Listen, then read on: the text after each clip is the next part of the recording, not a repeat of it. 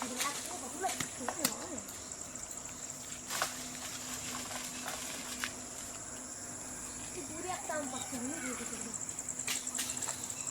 আমি আম পাড়ছি আর ওদিকে বসে বসে হনুমান খাচ্ছে পাকা আম।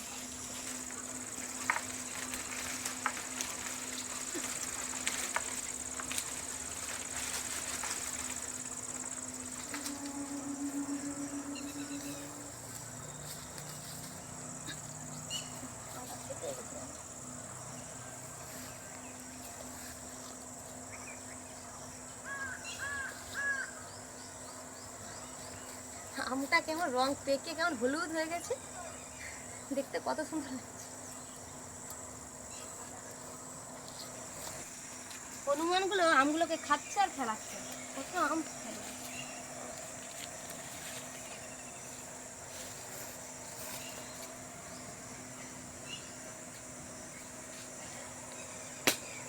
কত আম ফেলাচ্ছে।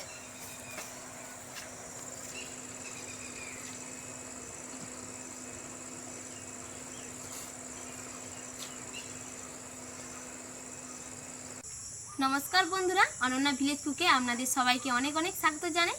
আশা করছি আপনারা সবাই খুব ভালো আছেন। তো দেখছেন আমার ঝুড়িতে একদম তাজা তাজা সুন্দর দেখতে পাকা আম রয়েছে, তো গাছ থেকে পেড়ে নিয়ে চলে এসেছি। তো আজকে আমি এই পাকা আম দিয়ে ছোট থেকে বড় সবার প্রিয় ম্যাঙ্গো মাজা বানিয়ে দেখাবো। তো আপনারা পুরো ভিডিওটি প্রথম থেকে শেষ পর্যন্ত দেখতে থাকুন, খুবই ভালো লাগবে। আর এটা একদম আমি সহজ পদ্ধতিতে বানাবো, আপনারা একবার দেখলেই বানাতে পারবেন। তো এবার আমি আমগুলোকে কেটে নেব।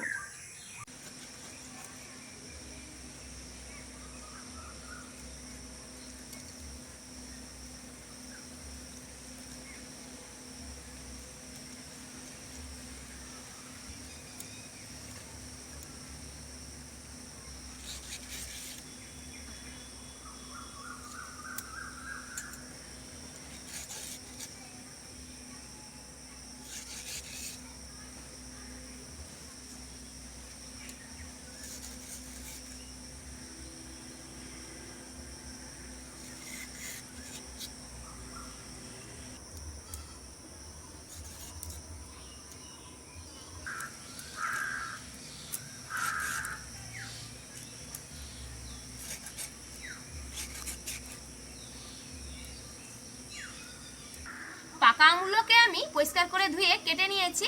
মাজা যখন আমরা খাই, মাজার স্বাদটা কিন্তু হালকা টক থাকে, শুধু মিষ্টি ভাব থাকে না। তার জন্য আমি 1 কিলো আমের জন্য একটা বড় সাইজের কাঁচা আম নিয়েছি। তো কাঁচা আমটাকেও আমি কেটে নিয়ে নেব।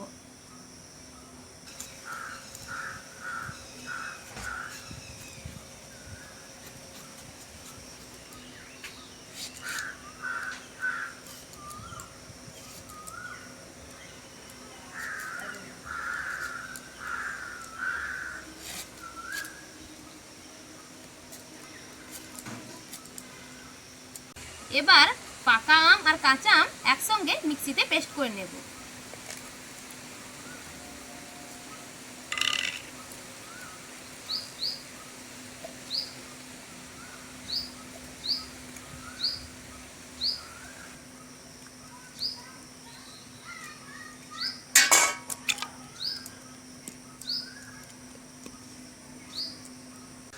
আমগুলোকে পেস্ট করে নিয়ে চলে এসেছি, এবার জাম বাটিতে ঢেলে দেব।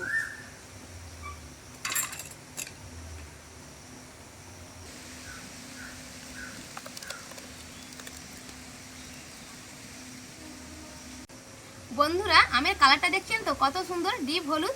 আপনারা যখন বাড়িতে মাজা তৈরি করবেন, আমটা কিন্তু একটু দেখে নেবেন ভেতরটা যেন একটু হলুদ হয়, তাহলে মাজার কালারটাও খুব ভালো আসবে। মাজা খাওয়ার সময় মুখে যাতে আমের রুয়ালিগুলো না লাগে, তার জন্য আমি আমের পেস্টটাকে ছেঁকে নেব।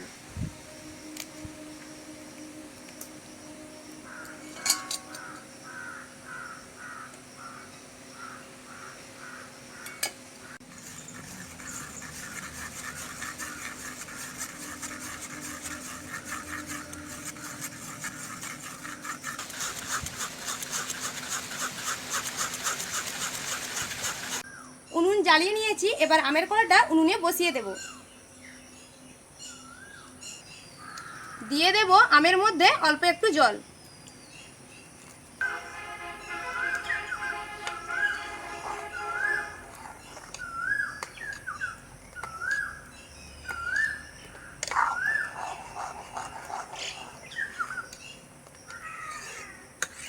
দিয়ে দেব ছোট বাটির 1 বাটি চিনি। আপনারা যখন চিনিটা দেবেন পাকা আমটা কতটা মিষ্টি সেটা একটু খেয়ে তারপরে মাপ বুঝে চিনিটা বাড়িয়ে কমিয়ে নেবেন।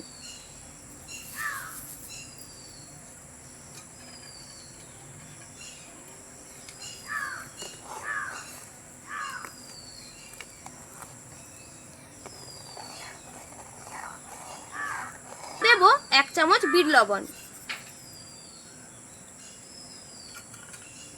এবার ভালো করে নেড়ে কিছুক্ষণ ধরে ফুটিয়ে নেব।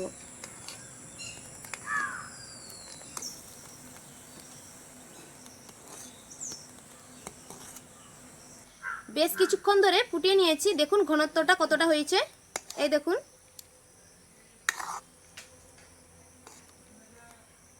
নয় গাঢ় নয় পাতলা। এবার লাস্টে লেবুর রস দিয়ে আমি নামিয়ে নেব। আপনাদের বাড়িতে যদি ভিনিগার থাকে তাহলে আপনারা 2 চামচ ভিনিগার দিয়ে দেবেন।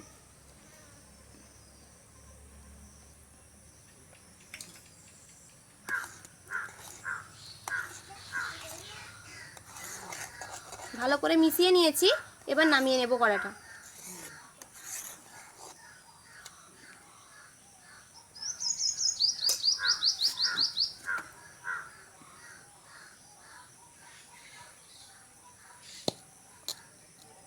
বন্ধুরা, পাকা আমের গন্ধে আমার প্রাণ জুড়িয়ে যাচ্ছে। আপনারাও কিন্তু বাড়িতে একবার মাজা তৈরি করে বাড়ির সবাইয়ের প্রাণ জুড়াতে পারবেন।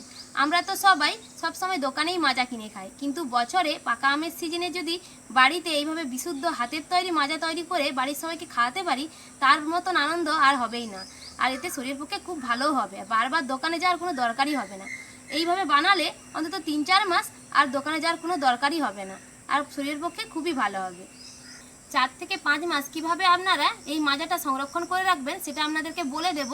আর আমি এবার খাওয়ার জন্য মাজাটা তৈরি করে নেব। বন্ধুরা, এই যে আমের রসটা দেখছেন, এই রসের মধ্যে 1 ফোঁটাও জল না দিয়ে ভিনিগার বা লেবুর রস দিয়ে আপনারা কাঁচের মধ্যে ভরে ফ্রিজে 3-4 মাস সংরক্ষণ করে রাখতে পারবেন। এবার আমি খাওয়ার জন্য মাজাটা তৈরি করে নেব। তো তার জন্য আমি এই যে কাপ নিয়েছি, কাপের 1 কাপ এই আমের রসটা নেব আর 3 কাপ জল দেব।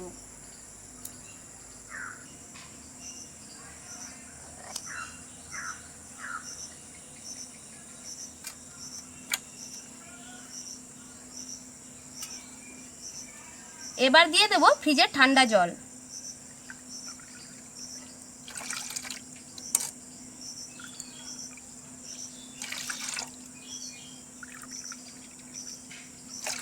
ভালো করে মিশিয়ে নেব।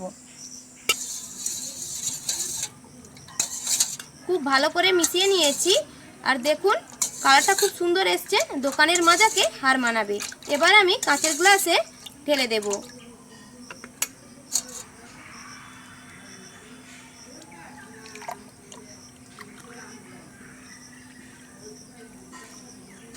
তিন কাপ আমের রস আর জল দিয়ে মাজা তৈরি করে নিয়েছি। আর এই যে দেখছেন মাজার একটা খালি বোতল নিয়েছি, তো এই খালি বোতলের মধ্যে মাজাটা ঢেলে দেব, আর ফ্রিজে 1.5 মাস মতন এটা থেকে যাবে।